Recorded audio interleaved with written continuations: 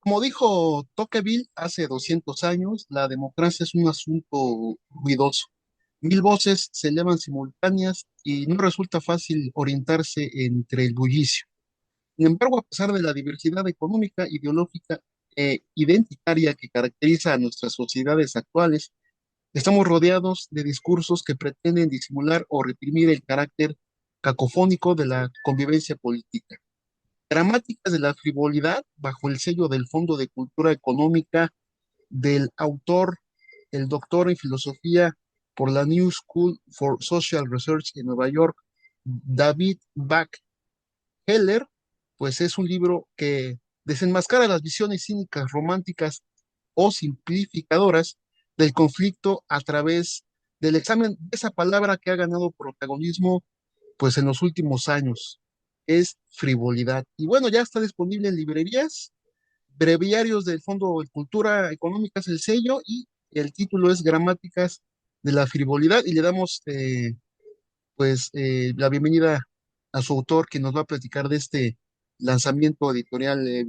¿Cómo está? Asael, muy bien, muchas gracias. Es un gusto platicar contigo. Pues platíquenos cómo nace pues esta idea de plasmar gramáticas de la frivolidad y abarcar y abordar este pues concepto tan polémico. Pues yo, como mencionaste, soy filósofo de formación, pero en comparación con otros filósofos, a mí lo que me interesa más es el lenguaje ordinario, no tanto el lenguaje que está en los libros y en las bibliotecas y que acumula discusiones de 2500 años, sino más bien el lenguaje que estamos hablando todas y todos en la calle, en los mercados, y que es para mí, desde mi punto de vista, con el que hacemos verdaderamente política.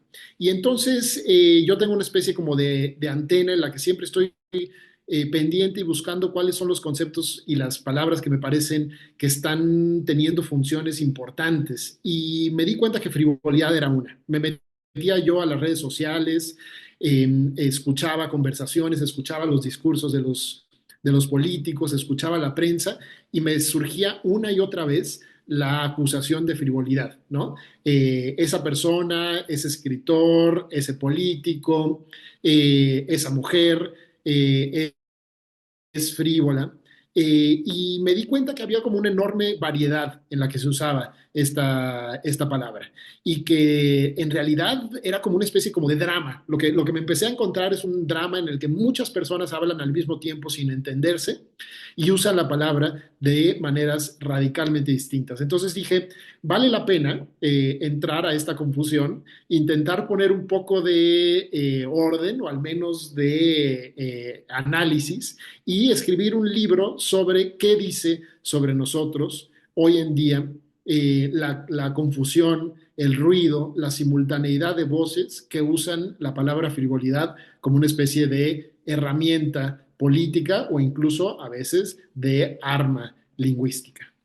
Y precisamente esto que comenta usted es precisamente ahí donde entra el debate de estos ensayos, ¿no? Y usted lo divide precisamente en todas estas vertientes, pues desde la política, ¿no? La teórica, y me llama mucho la atención que pues el primer capítulo, el apartado uno, habla precisamente pues del sexenio que tuvimos en 2012, ¿no? Un poco ahí abordas un poco cómo el término de la frivolidad desde el ámbito o político, pero el debate se abre hacia otras vertientes también, ¿no? Sí, definitivamente. En realidad fueron seis las, yo les llamo corrientes, pero podríamos decir que son los usos principales de la palabra frivolidad en el presente, en el español.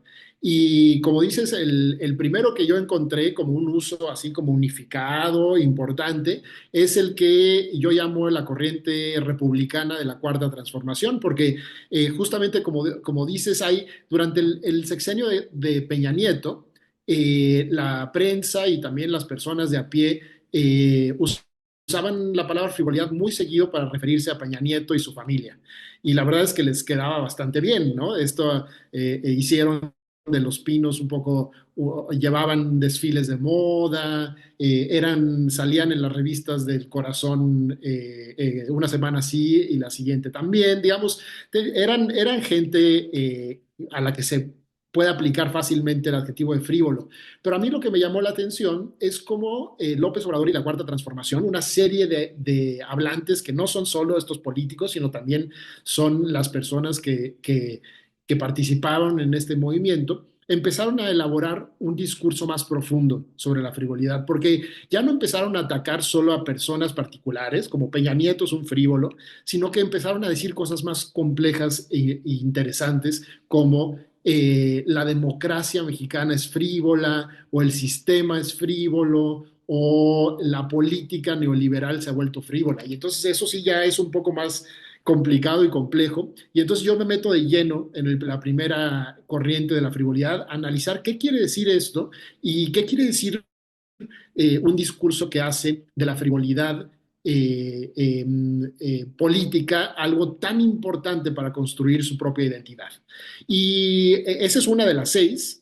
Por ejemplo, la segunda es la alternativa de la derecha, que resulta que también la extrema derecha española, este partido de extrema derecha Vox en España, también agarra la palabra frivolidad y hace un discurso completamente opuesto al de López Obrador y la Cuarta Transformación.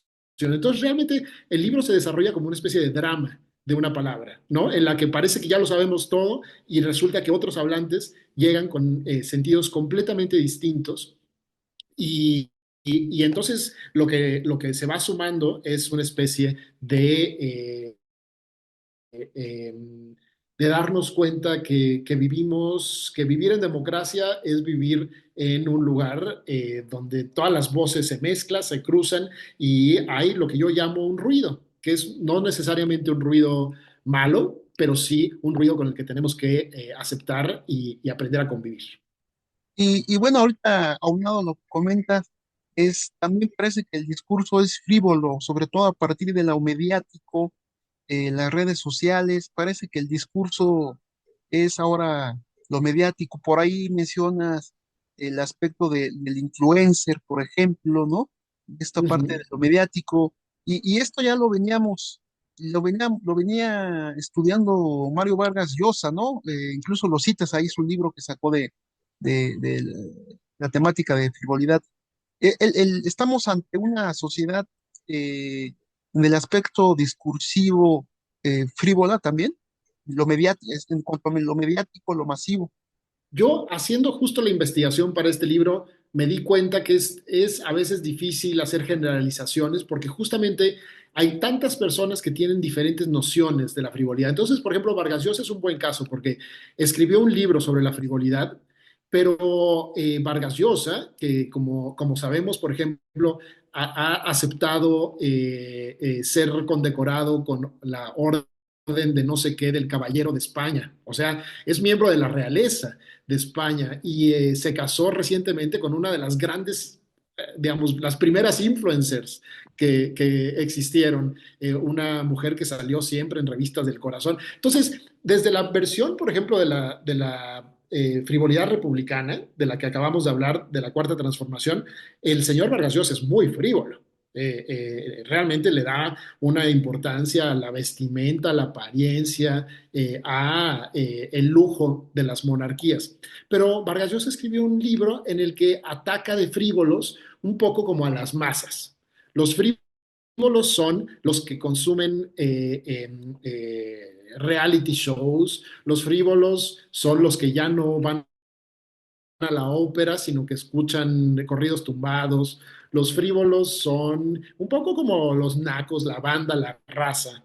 Y de hecho, en una página particularmente polémica, da como ejemplo de la frivolidad al Ejército Zapatista de Liberación Nacional. Entonces, realmente es una guerra un poco ideológica y cultural. Si uno se pone del lado de Vargas Llosa y dice nuestra cultura es frívola, lo que está diciendo, está tomando una perspectiva, por ejemplo, más conservadora y diciendo hay una diferencia entre la alta cultura del libro, pero sí algo muy, muy, muy explícito que digamos, cada juicio que hacemos sobre quién es frívolo, qué es frívolo, nos coloca también bien en un lugar ideológico, ¿no? Ningún juicio de frivolidad, de la frivolidad de los otros, y de hecho casi ningún otro juicio, nos coloca en un lugar neutral. Siempre estamos parados en una perspectiva y me parece que, espero, esa sea una de las cosas que le aparezca a las lectoras y los lectores muy evidente después de leer el libro. Y ahorita que hablas de los lectores, precisamente, pues yo creo que dramáticas de la frivolidad da para, pues para estudios académicos, no sé, pienso el libro para, no solamente para el lector, pues aficionado a la lectura, sino para estudiosos, sociólogos, comunicadores, periodistas, politólogos. Es decir, ¿pensaste también en este tipo de lectores ya más específicos?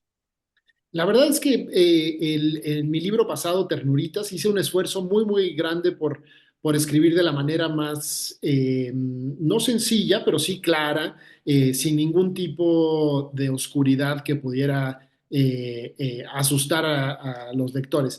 Este libro es un poco más, digamos, complejo, pero yo creo que es abierto a todo tipo de lectores.